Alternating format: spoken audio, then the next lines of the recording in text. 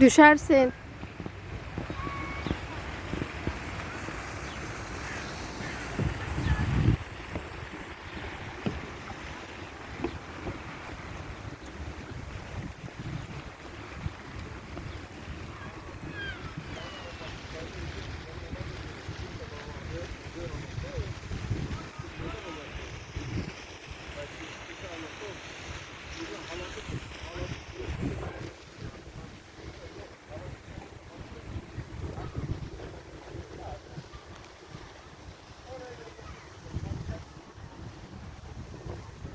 Yani oturun biraz ayak.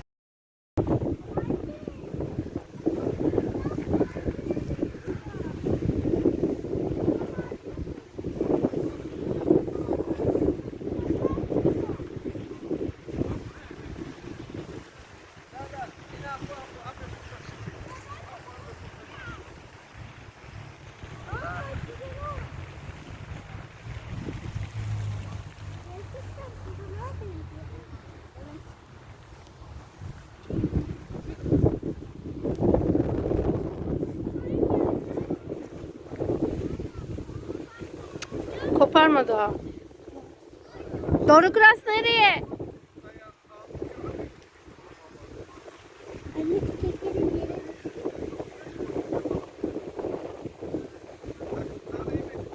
Anneciğim de ucundan koparmışsın, tutamıyorsun.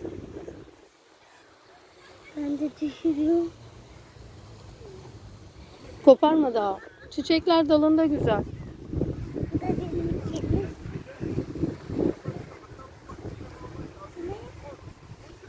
Çürümüş kozalak. Evet şimdi. Niye?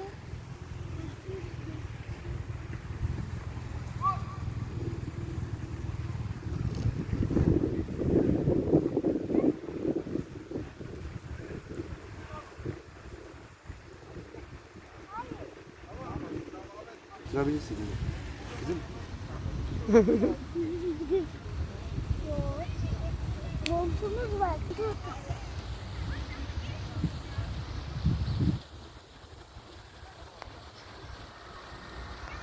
Anne önce alıp geliyor. Oha ya. Hayır. Anne taş buldum. Beyaz taş. Çok büyük bir şey bulduk bize.